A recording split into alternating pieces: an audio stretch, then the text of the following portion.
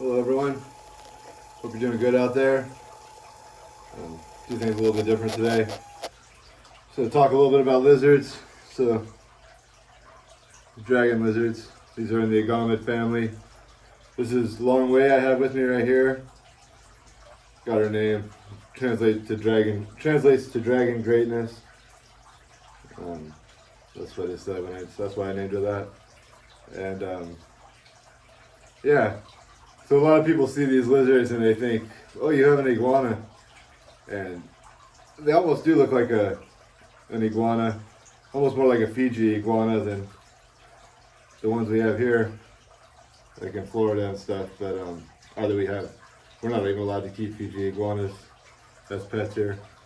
But we are allowed to keep these, and they kind of do look like an iguana, but they're actually in the agamid family, which is so the way the lizards work. And I didn't go to school for any of this. I didn't go to school for anything. But, this is just me trying to learn about these lizards and the way I understand it. So, these lizards, they all have different families. You'll see someone say, oh, that's a gecko, or that's a monitor, or that's an iguana. You don't hear too many people say that's an agamid, but that's what this is, an agamid, and that's a large family of lizards too. There's bearded dragons are an agamid, which is probably the most popular pet lizard there is. I have one over there. So all my lizards are in the agamid family, which are totally unrelated to iguanas. They're separated, different parts of the world. So, yeah, there's a skink family. There's, like I said, there's the gecko family, the monitors, a lot of different types of lizards, lacerdas. And luckily for me, when I was younger, I had a few pet lizards. I had a green iguana, which I loved. I got him when I was in high school, and I thought he was a great pet. I liked iguanas, and I wanted a monitor. I got a monitor. My friend had one, and that one was great. The one I had wasn't so great. I ended up giving it to someone else. But so I had monitors. I had a gecko, Tokay gecko, when I was really young, still living with my parents. And so I had experience with different types of lizards. And then one day I got a water dragon when I was living on my own. I had an iguana, and I left the window open, and it ran out the window. So I went to pick out another iguana, so I had a setup for an iguana in my closet. And they didn't have any at the pet store, but they had a water dragon, and well, there, I'll try that. And then that was when I knew that was my favorite species, that I liked agamids. I didn't even know that, agamids, and I didn't really know the different families of lizards at that time. But yeah, I knew that I liked water dragons from that moment, because she was just I never had a lizard that I put it in my closet and it just stayed there, and I would get it food and it would come running to me when I started to get its food out, and I'd never seen a lizard do that before. So I was, instantly fell in love with these lizards. And long story short, that one also escaped, not out a window. I had it in my house.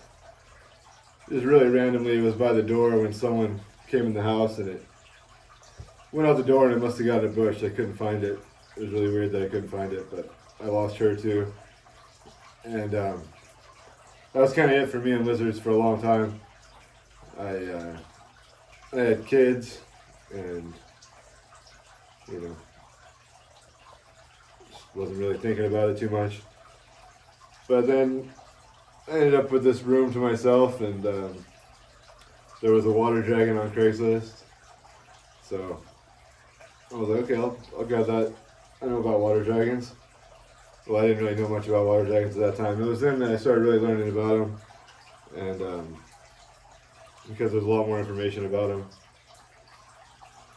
being put out through the internet. I never had the internet when I had my first one.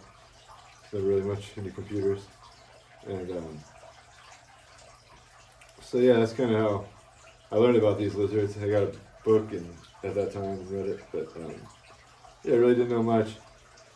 And then when I got the one on Craigslist, that's when I really started learning about them.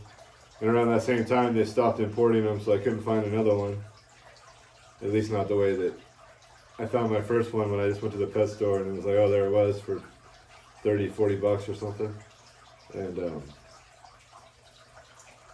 yeah, so I had to find some more if I wanted to breed the one that I had. And they were not easy to find, especially right when they put the sighties. It seemed like they were all gone. But I found a couple pair and I bred some babies, and then I found another bearded dragon on Craigslist, and I got that. And this donk over there, and he's great. He's in perfect condition. Really cool bearded dragon. Love him. And then this, I'm not going to show him right now. I show him all the time. My Hydrosaurus microlophus is another agamid species too. It's actually the largest of the agamids. This is a pretty large agamid. Bearded dragons are chunky. They're more wide. These guys are more long. But yeah, these self-fin dragons are going to get really. This guy will get really big. Can't wait to see him get full grown. But self-fins are the self-fins are the largest of the agamid species. But there's 5 species of agamids, or 5 species of self-fin dragon. It gets confusing when you got family, genus, localities. It gets crazy, but in the self-fin dragon genus, which is in the agamid family, there's 5 species. And I have the Hydrosaurus microlophus, which is the largest of the 5 species, which is the largest of the self-fin dragons, which is the largest of the agamids. So he's going to get pretty big. And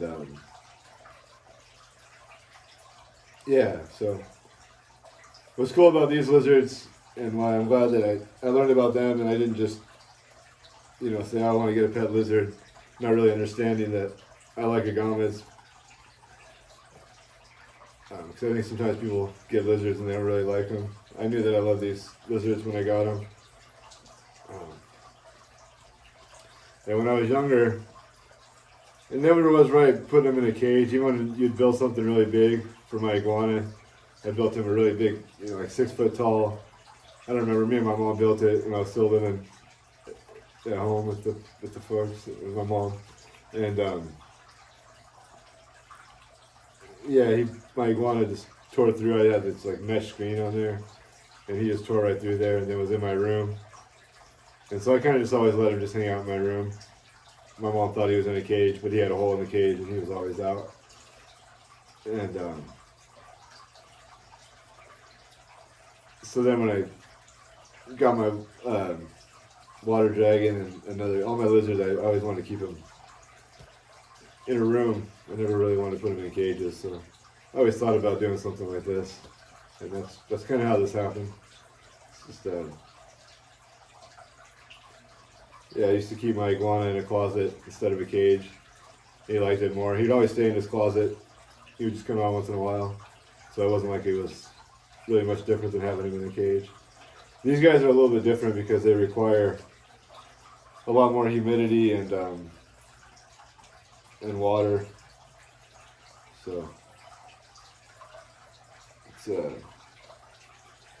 that's like that's a little bit of a problem. And they don't do good in cages either. So it's good that I keep them this way. I don't have to worry about them damaging themselves. Self-fin dragons do that too. Bearded dragons seem to do all right in the cage. The donk hangs out in the window a lot of times, which is almost like being in an aquarium, I think. But that's my bearded dragon. He was probably, I know he was in an aquarium before I got him. With Southern Warren. But he does fine just running around. He doesn't really leave the area as much. Every once in a while these guys will go from one side of the room to the other. Donk never has left that side of the room. But I don't know if he can even climb the wall that I built for him, to tell you the truth. Not as good a climber as the water dragons. Anyways, that's kind of how I got into these lizards, and that's kind of why I keep them out of a cage. I think they do good that way. But like I said, there's all these different families of lizards, and they all act different. Tegus is another one.